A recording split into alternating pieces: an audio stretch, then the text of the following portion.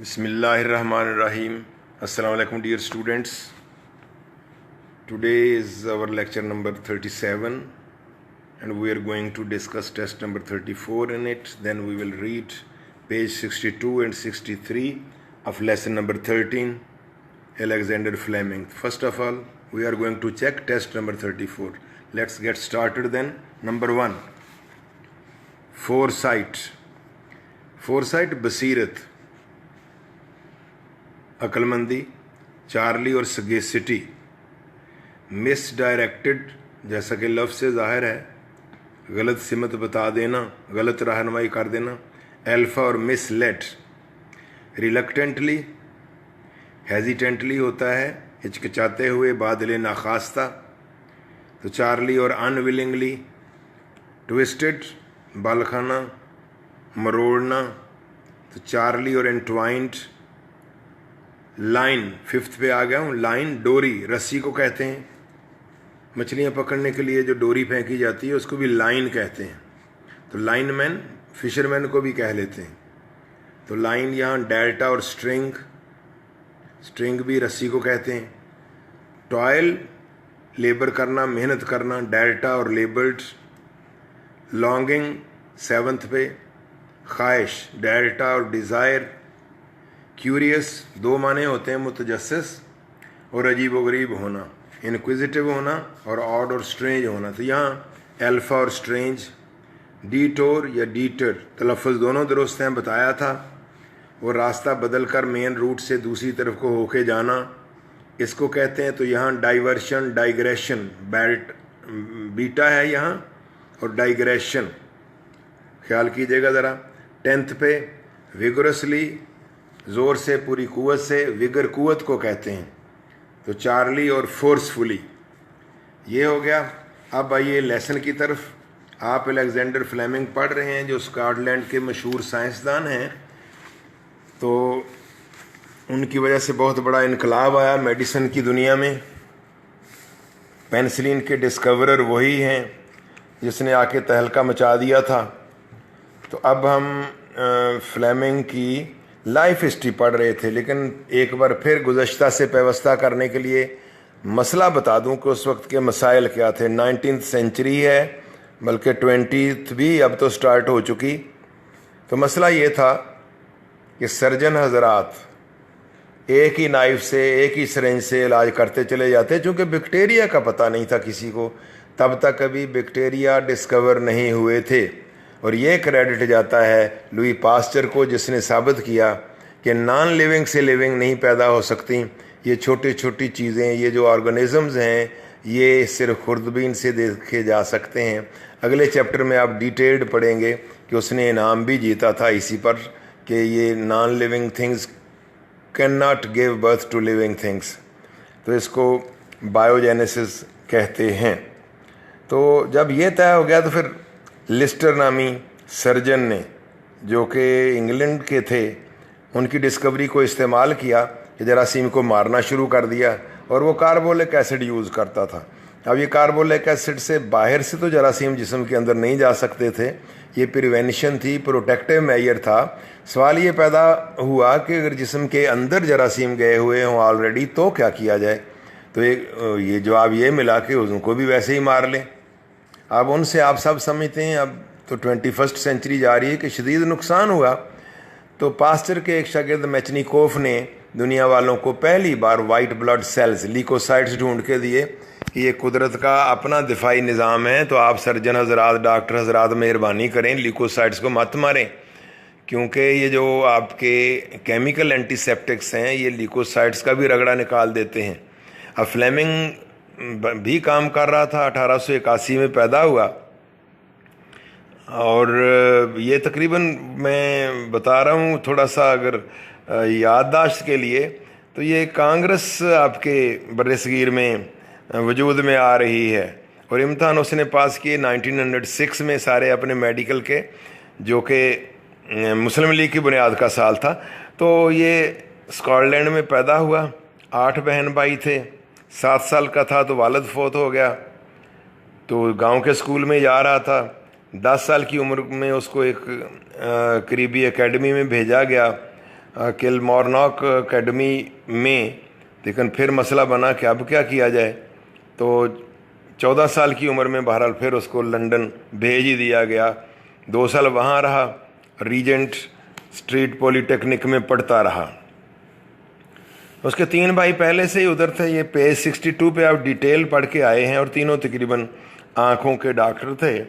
पीछे स्कॉटलैंड में 2 बहनों ने डॉक्टरों से शादियां कर ली, तो इस तरह 5 डॉक्टर हो गए, छठा फ्लेमिंग बनने वाला है।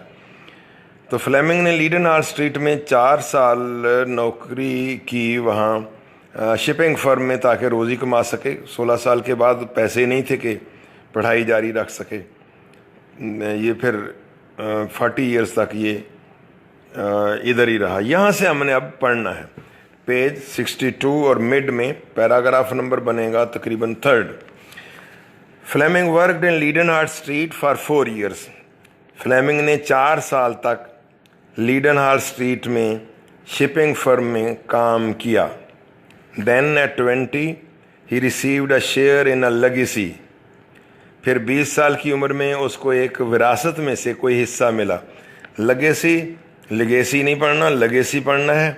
इनहेरिटेंस को कहते हैं, हेरिडिटी को कहते हैं। तो तरके में से, विरसे में से हिस्सा मिला।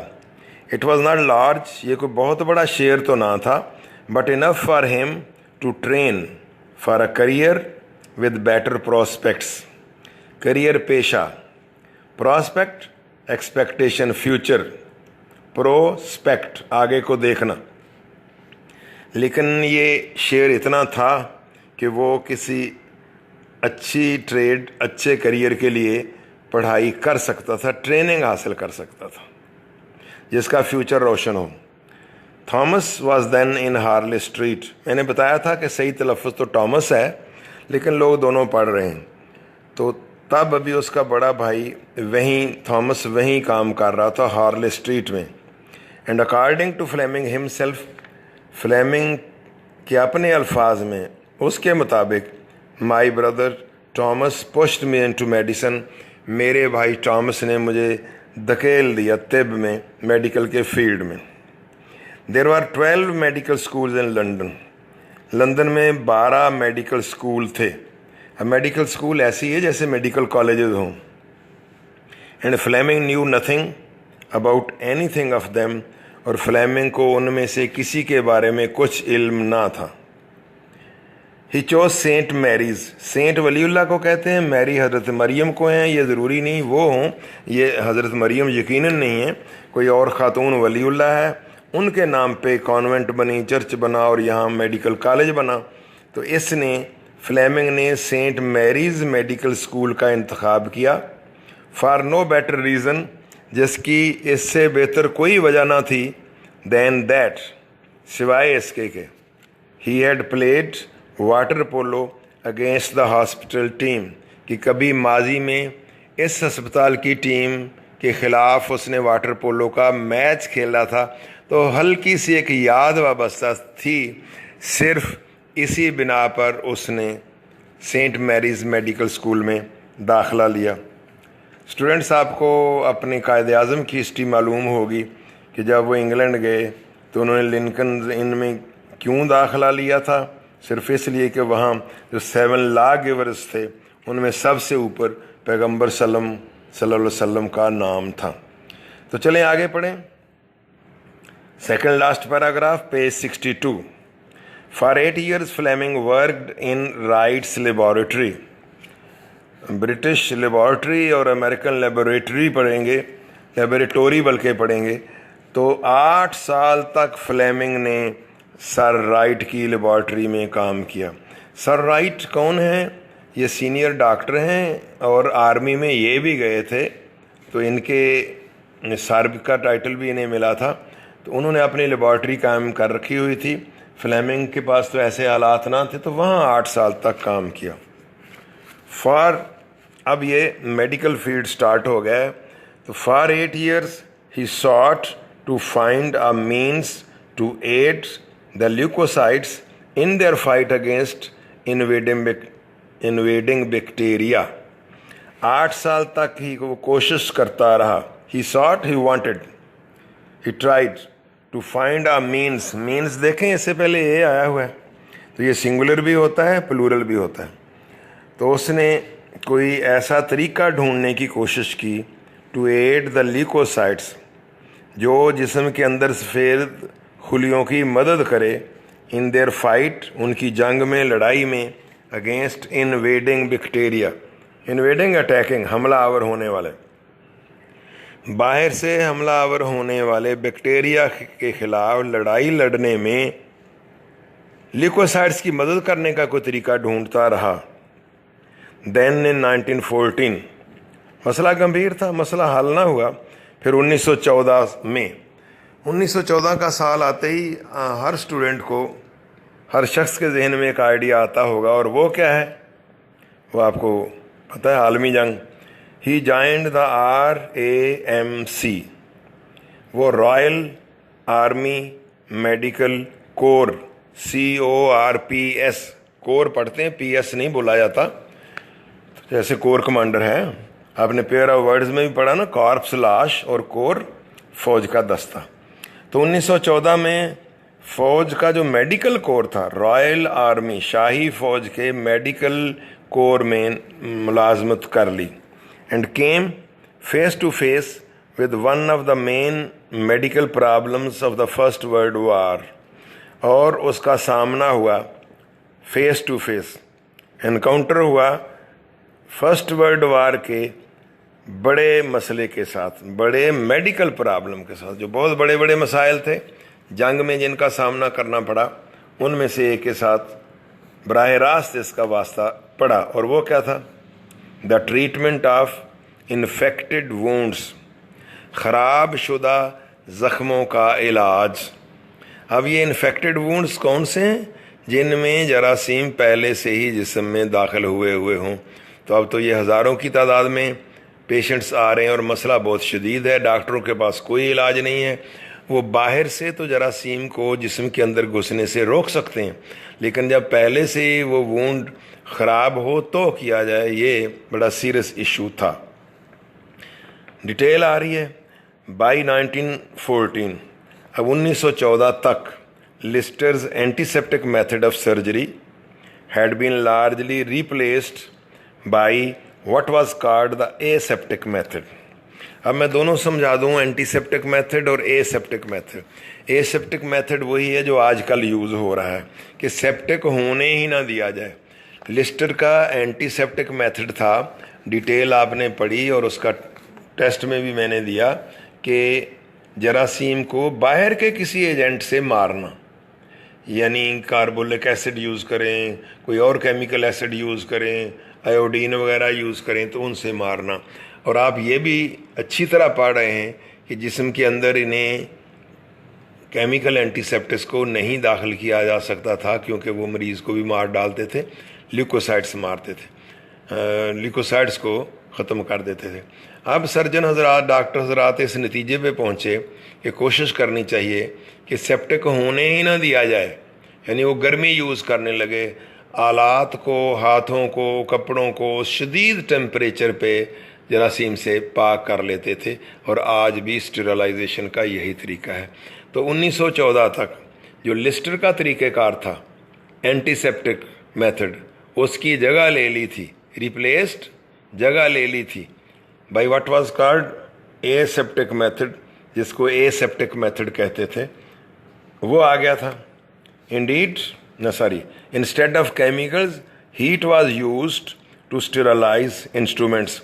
अब केमिकल अद्वियात की बजाय हीट यूज़ होती थी, गर्मी से काम लिया जाता था, to sterilise, to disinfect instruments, आलात को जरासीम से पाक करने के लिए अब गर्मी इस्तेमाल होती थी। ना सिर्फ आलात, आगे डिटेल आ रही है उसका स्टेरलाइज का ऑब्जेक्ट जो है, दोबारा पढ़ लें। Instead of chemicals heat was used to sterilise instruments, clothing and other operating theatre equipment. तो आलात को, कपड़ों को और ऑपरेशन थिएटर के दीगर साजो सामान को जरासीम से पाक करने के लिए अब केमिकल्स की बजाय गर्मी इस्तेमाल की जाती थी। The purpose was the same, मकसद एक ही था, मकसद वही था, क्या? To prevent germs from getting into the wound, कि जरासीम को जिस्म में उसमें ज़ख़म में दाखिल होने से रोका जाए। अगर आप वाउंड पढ़ेंगे तो चाबी देना, बाल खाना, और अगर इन्हीं स्वेलिंग के साथ वूंड पढ़ेंगे तो ये ज़ख़म होता है। In peace time this was adequate, अमन के दिनों में तो ये मुनासिब था, काफ़ी ठीक था, एडिक्वेट, प्रॉपर, सूटेबल था। फॉर मोस्ट सर्जिकल केसेस, अक्सर सर्जरी के वाक़यात में, केसेस में, मामलात में, यानी ऑपरेशन करते वक्त ये ठीक था। But in treatment of war wounds, लेकिन जंग के ज़ख्मों का इलाज करने में प्रिवेंशन वाज नॉट इनफ, सिर्फ रोकथाम कर लेना ही काफ़ी ना था। क्यों भला? आपको पता है कि ज़ख्म पहले से ही ख़राब होते थे, रोकथाम तो हो ही नहीं सकती थी। इन नियरली एवरी केस, तकरीबन हर मरीज़ की सूरत में, the wound was infected before treatment could be begun, इलाज के शुरू होने से पहले ही ज़ख़म जरासीम ज़दा होता था, वो पहले ही ख़राब होता था, डॉक्टर के पास आने से पहले ही ख़राब होता था।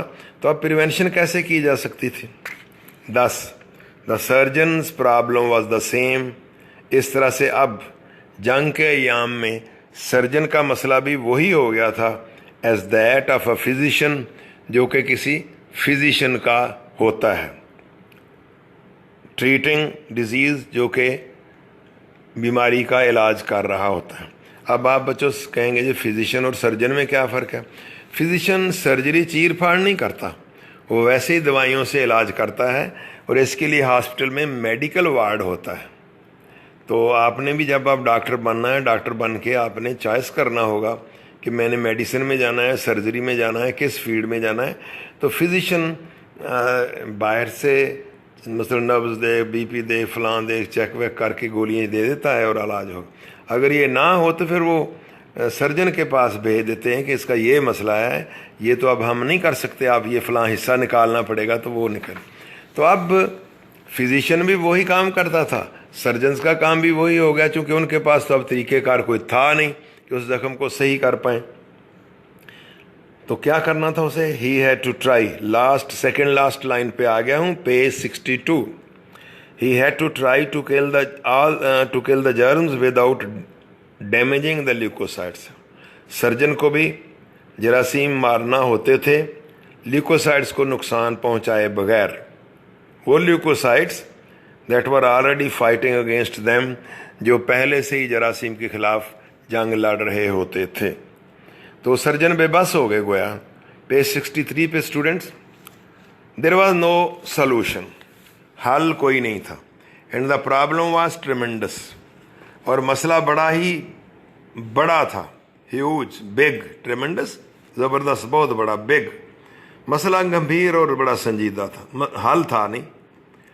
For the first time in warfare high explosives were extensively used, तो पहली बार जंगी मामलात में, वारफेयर जंगी मामलात, हाई एक्सप्लोसिव्स बारूदी असला वर यूज्ड एक्सटेंसिवली, वसी पैमाने पर, एट अ लार्ज स्केल। तो पहली बार पहली आलमी जंग में धमाका खेज बारूद इस्तेमाल किया गया था वसी पैमाने पर, और उससे ज़ख़म जो भी होता बहुत ख़राब हो जाता था।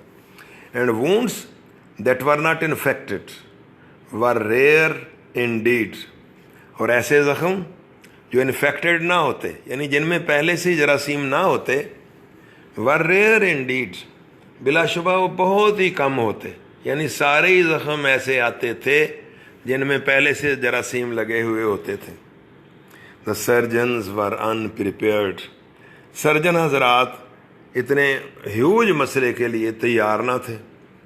Thanks to the antiseptic and aseptic methods, शुक्रगुजार हैं हम एंटीसेप्टिक मेथड और एसेप्टिक मेथड के। Infection in surgical cases had become the exception instead of the rule, कि सर्जरी के केसेस में ज़ख्मों का ख़राब होना एक्सेप्शन बन चुका था, रूल ना था। तो स्टूडेंट्स मैं ये समझा दूं, ज़रा जुमला थोड़ा सा मुश्किल हो गया है। देखिए रूल मसलन ये है कि जगहों के नामों के साथ दी, डेफिनेट आर्टिकल दी नहीं आता, ये रूल है। अब एक्सेप्शन क्या होगी कि जी पंजाब के साथ आता है, दक्कन के साथ आता है, तो ये चंद एक एक्सेप्शंस हो गई। कोई भी रूल हो उसकी एक्सेप्शंस होती हैं। अखबारों के नामों के साथ जी दी आता है मसलन, तो आप डॉन के साथ नहीं लगाते, तो ये एक्सेप्शन हो गई।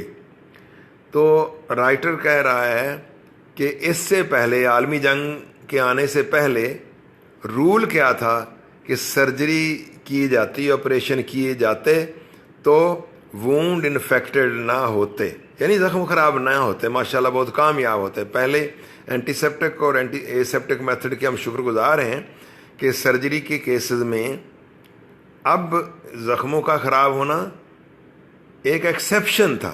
रूल क्या था कि ज़ख्मों ने ख़राब नहीं होना। समझ आ गई ना स्टूडेंट्स? लेकिन अब आगे पढ़ें। Now it was the other way about again. About यहाँ अराउंड के मानों में। अब सूरत हाल फिर घूम कर उलट हो गई थी। क्या मकसद हुआ कि अब रूल ये हो गया था कि ज़ख्म ख़राब होने ही होने हैं, शायद कोई एका दुका ख़राब ना हो। यानी now it was the other way about again का माना ये है कि सूरत हाल उलट हो गई थी। The rule was that all the wounds were infected and the exception was that there was only 1 in 1,000 that was not infected।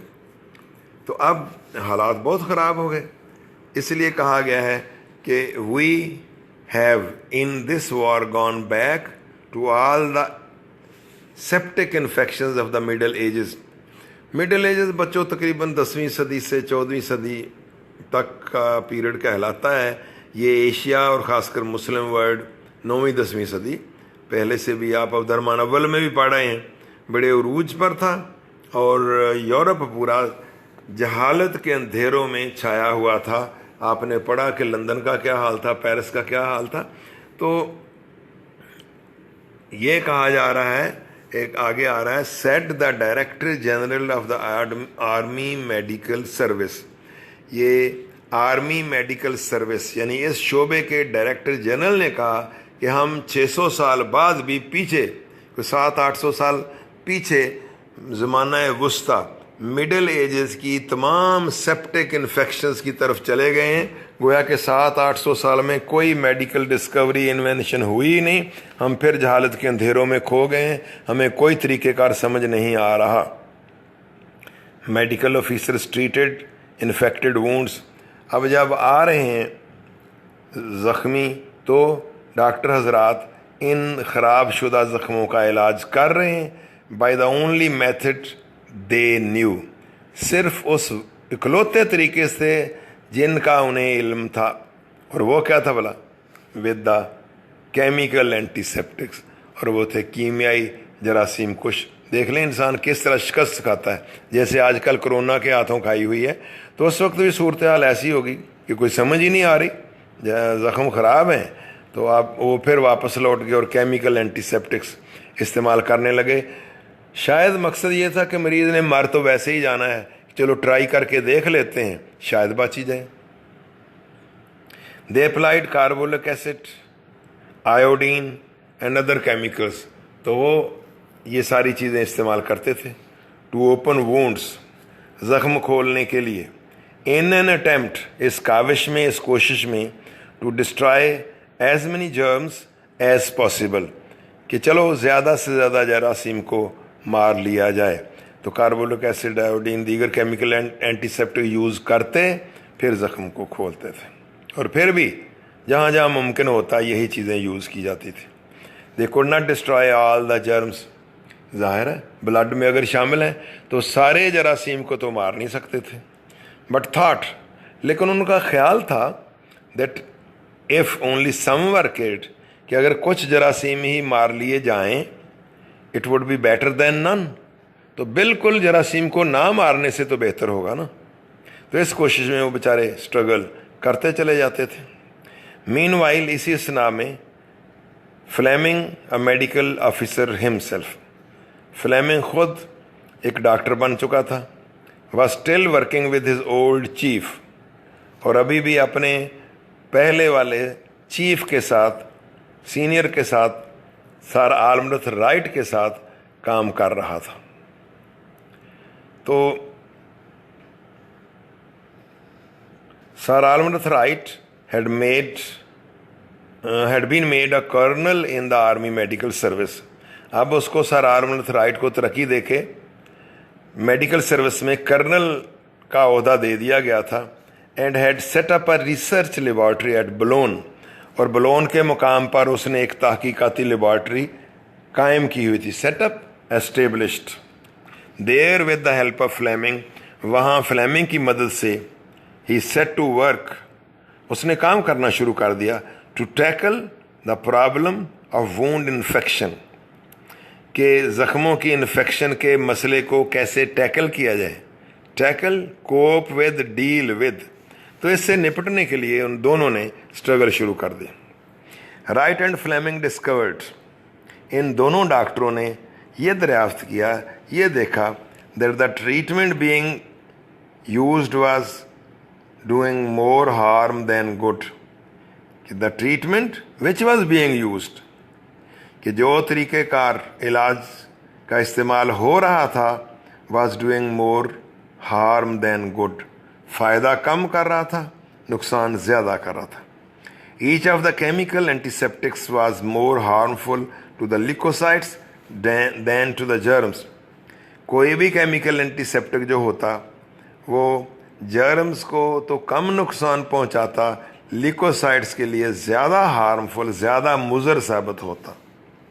And in some cases, और बाज़ सूरतों में तो the antiseptic actually help the germs to grow and multiply, chemical antiseptic लगाया जाता, apply किया जाता तो उल्ट असर होता कि it help the germs to grow and multiply, इससे जरासीम और बढ़ते और ज़रब खा के कई गुना हो जाते। And Wright and Fleming both insisted, और ये दोनों डॉक्टर हजरात जोर दे रहे थे, इसरार कर रहे थे that the method was basically wrong, ये तरीक़ेकार बुनियादी तौर पर गलत है।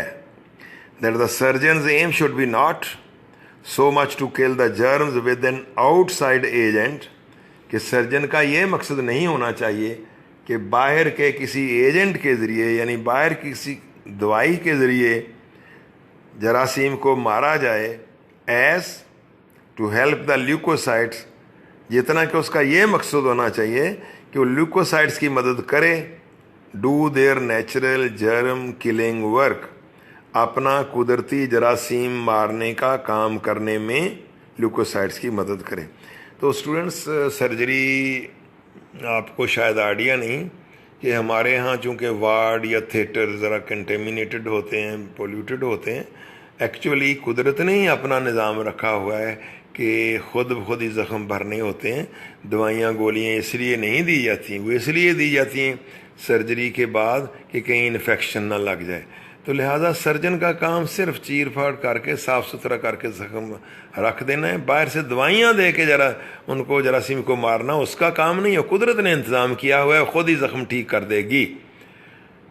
तो ये इसरार कर रहे थे कि सर्जन का ये काम नहीं, ये फिजिशियन का काम है। सर्जन का काम नहीं है कि वो बाहर के किसी एजेंट से जरासीम को मारने का काम करे, उसका तो काम ये है कि वो ल्यूकोसाइट्स को हेल्प दे, जो अपना नेचुरल जर्म किलिंग का काम करें। Experiments were made with different chemicals, मुख्तलिफ केमिकल्स के साथ तजर्बात किए गए। And one after another became fashionable, और एक के बाद दूसरा रवाज पा गया।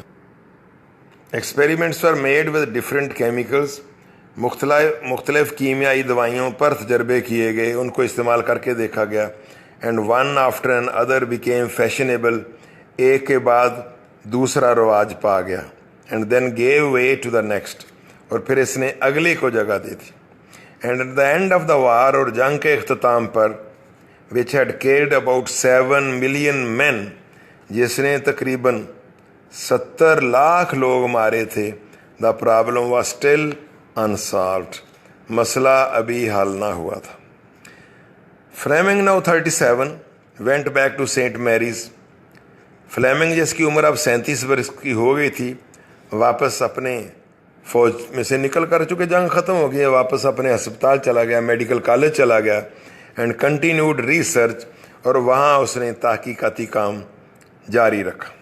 एंड इन 1922, यहाँ से देखें किस्मत किस तरह से साथ दे रही है, 1922 में ही डिस्कवर्ड एन एंटीसेप्टिक, उसने एक एंटीसेप्टिक ढूंढ ही लिया।